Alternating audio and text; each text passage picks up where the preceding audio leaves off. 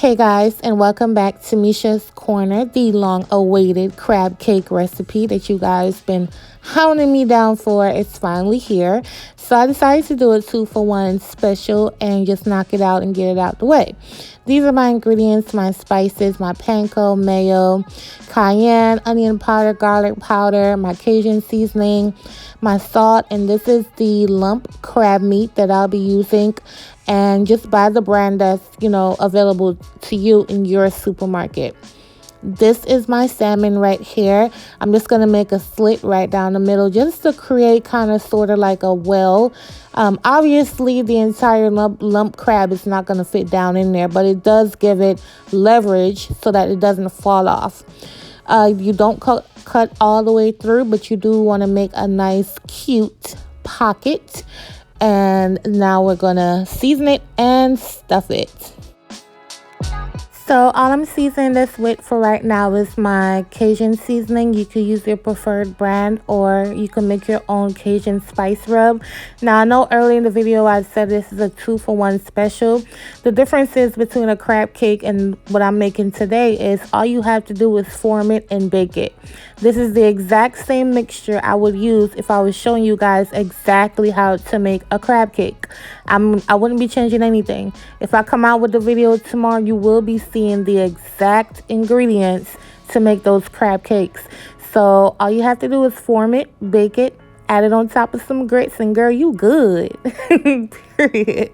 So I'm adding my egg yolk to my mayo. Again, ingredients will be in my description box. You want to zest you a lemon because you want that bite. So I'm going to use the zest and the juice of the lemon.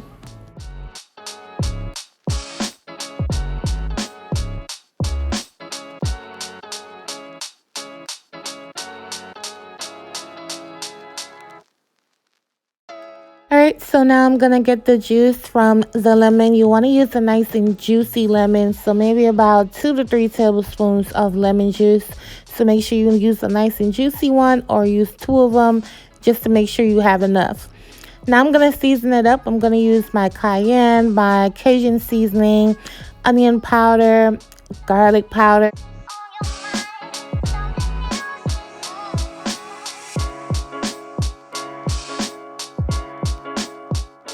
Next, I'm going to add some chopped fresh parsley. The parsley is going to give it a pop of color as well as flavor. And then you want to mix this up just like this.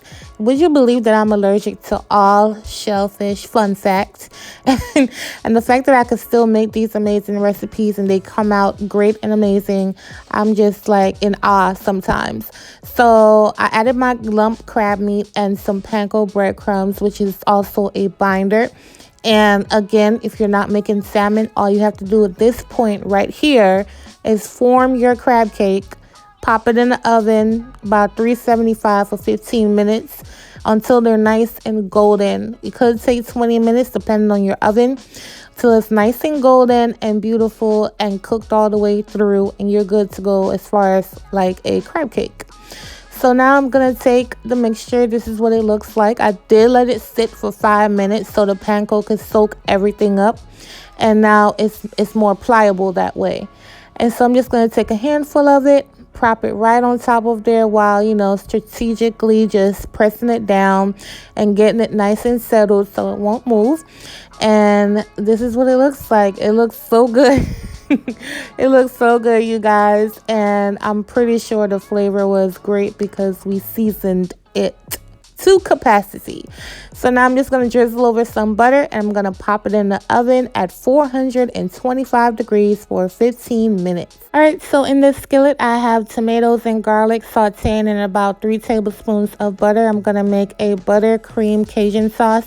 As usual, you guys, I'm very clumsy. I lost the clip, and the only clip that's missing is me just adding the tomatoes and the garlic into the skillet. So my bad about that.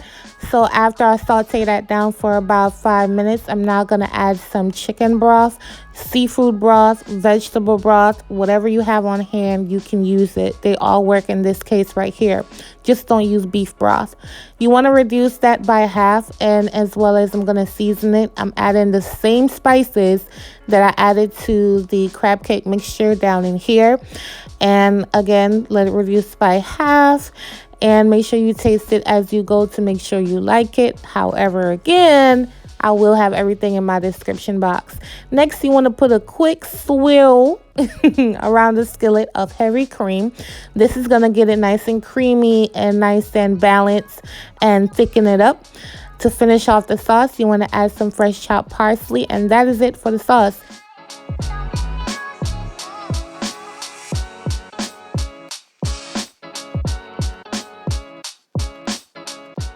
Alright, so this is what the salmon looks like at 15 minutes on 425 coming out the oven. It looks and smells amazing. The salmon is perfectly cooked and not overcooked. You can overcook the salmon. I suggest not doing that. This color right here is perfect and it's good to go. So how I'm gonna plate this up, I'm gonna put some sauce on the bottom of the plate just like this, and you can serve it up however you want. Rice, mashed potatoes, vegetables, anything you want. I'm just doing it so you guys can see what it looks like. This dish is actually for my homegirl. She is a frontline worker, and today I'm bringing her lunch, and so I'm gonna actually pack all this up. Next, you want to take your sauce and put it right over your crab cake salmon, just like this. Y'all, look, I can't. Y'all, why I had to have the worst allergy ever? Like, this is not fair. But this is how it looks. It's so pretty. It's very presentable. Your family will love it. This is me packing it up and just pouring the rest of the sauce right down in there, because why not? And thank you guys so much for watching. I love you, and I'll catch you on my next video. Bye, you guys.